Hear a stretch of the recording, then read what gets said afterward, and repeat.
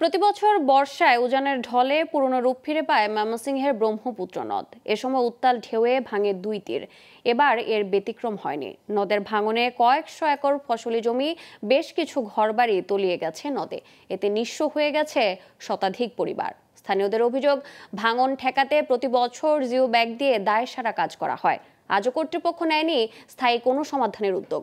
আর জেলা প্রশাসন বলছে, ক্ষতিগ্রস্তদের তালিকা তৈরি করে সহযোগিতা করা হবে।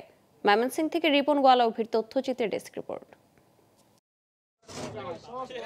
চোখের সামনে নদীতে তলিয়ে গেছে বসতভিটা আর ফসলি জমি। এই দৃশ্য দেখে পাগল প্রায় ৭০ বছর বয়সী আব্দুল খালেক। পরিবার নিয়ে পড়েছেন বিপাকে।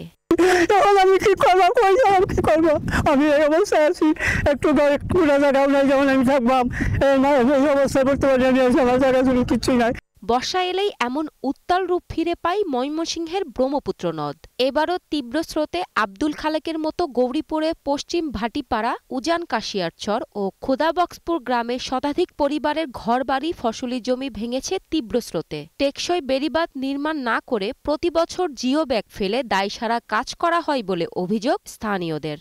অস্থায়ীভাবে তারা পালের বস্তা ফেলে ভাঙন প্রতিরোধের চেষ্টা করে, কিন্তু এটা আসলে প্রকৃতপক্ষে যারা ভুক্তভোগী তাতে এদের কোনো উপকারে আসে না।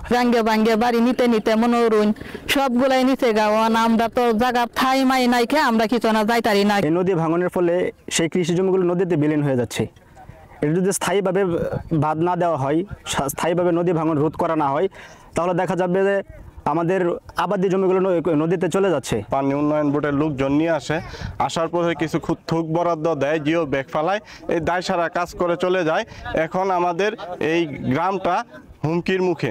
ভাঙন রোধে প্রয়োজনীয় ব্যবস্থা নেওয়ার পাশাপাশি তালিকা তৈরি করে ক্ষতিগ্রস্তদের সহযোগিতা করা হবে বলে জানান জেলা প্রশাসক। ভাঙন এলাকায় মানুষের ঘরবাড়ি বিলীন না হয়, ফসলি জমি ক্ষতিগ্রস্ত না হয়, এই জন্য আমরা আমাদের তরফ থেকে, পানি উন্নয়ন বোর্ডের তরফ থেকে প্রয়োজনীয় ব্যবস্থা নেওয়া হচ্ছে। রান্না দুর্যোগ মন্ত্রণালয়ের মাধ্যমে আমাদের কাছে ১৫ লক্ষ নগদ আসছে এবং কিছু আমাদের প্রায় ৮০০ মেট্রিক টন চালও ইতিমধ্যে চলে এসেছে, যাতে করে এই ধরনের কোনো পরিস্থিতি হলে আমরা সাথে সাথে সেটা মোকাবেলা করতে পারি।